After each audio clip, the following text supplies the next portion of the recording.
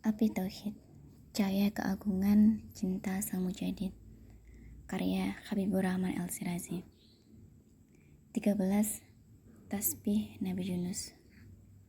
Bagian kedua. Azan pertama sebelum subuh dari masjid pesantren terdengar merdu. Bunyai Faizah bangun. Ia tidak mendapati Kiai Arselan di tempat tidurnya. Berarti suaminya telah bangun lebih dulu. Bunyai Faizah menengok ke perpustakaan. Ia melihat Kiai Arselan sedang sujud di atas sajadahnya. Bunyai Faizah tersenyum lalu ia cepat-cepat mengambil air wudhu. Masih ada sisa waktu untuk sholat malam dan sholat witir. Bunyai Faizah lalu sholat di kamar tidurnya, lalu berzikir dan menangis kepada Allah. Ia doakan suaminya, anak-anaknya, dan semua santrinya.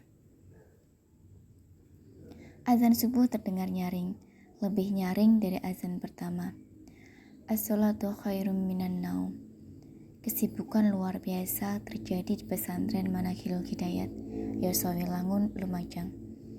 Sebagian besar santri telah bangun, sebagian telah berada di masjid sejak azan pertama. Ada yang telah siap sholat tapi masih di kamar, ada yang masih di kamar mandi, dan masih ada yang nekat tidur di tempat-tempat persembunyian. Para pengurus mengejar para santri yang belum bangun itu. Di masjid pesantren, menunggu iqamat subuh dikumandangkan, para santri bersama-sama berzikir membaca tasbih. Subhanallah wa bihamdihi, subhanallahil azim, astagfirullah. Gemuruh tasbih itu menciptakan suasana magis yang menenteramkan jiwa. Di kamar, Bunyai Faizah juga berzikir dengan tasbih yang sama. Setelah selesai 100 kali, Bunyai Faizah bangkit hendak ke masjid. Biasanya Pak Kiai Arselan sudah menunggunya di dekat pintu ruang tamu. Mereka lalu melangkah bersama ke masjid pesantren yang jaraknya hanya 50 meter. Bunyai Faizah tidak mendapati Kiai Arselan di pintu ruang tamu. Pintu itu juga masih tertutup. Tiba-tiba pintu diketuk. Bunyai membukakan pintu. Ternyata Salim. Abah, ada Mi. Santri sudah menunggu di masjid. Tadi ada, sebentar Lim. Bunyai menengok perpustakaan. Kiai Arselan masih sujud. Bunyai lalu mendekat dan jongkok di belakang Kiai Arselan. Abah, sudah ditunggu para santri. Kiai Arselan tetap sujud. Bunyai sabar menunggu, berharap Kiai Arselan segera bangkit dari sujud dan menyudahi sholat sunnahnya lalu beranjak ke masjid.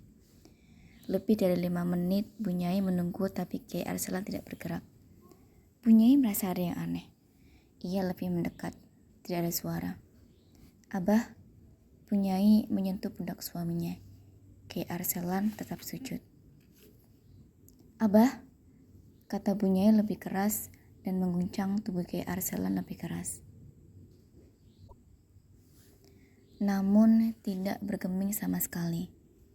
Bunyai Arselan kaget bercampur cemas. Salim, santri senior itu terkopoh-kopoh datang. Ada apa Bunyai? Abah Lim, Abah kenapa? Dia sujud terus, sudah Umi bangunkan, enggak bangun Lim. Salim mendekat dan mencoba membangunkan Kiai Arselan, tapi tidak juga bangun. Salim merengkut tubuh Kiai Arselan dan mendudukannya. Kedua mata Kiai Arselan terpejam, bibirnya menyungging senyum. Salim melihat kiainya tidak bernafas lagi dan denyut nadinya tidak ada. Innalillahi wa inna ilaihi raji'un, lirik Salim sambil meneteskan air mata. Bunyai langsung tahu apa yang terjadi. Innalillahi wa inna ilaihi raji'un, Abah. Jerit Bunyai tercekat di tenggorokan.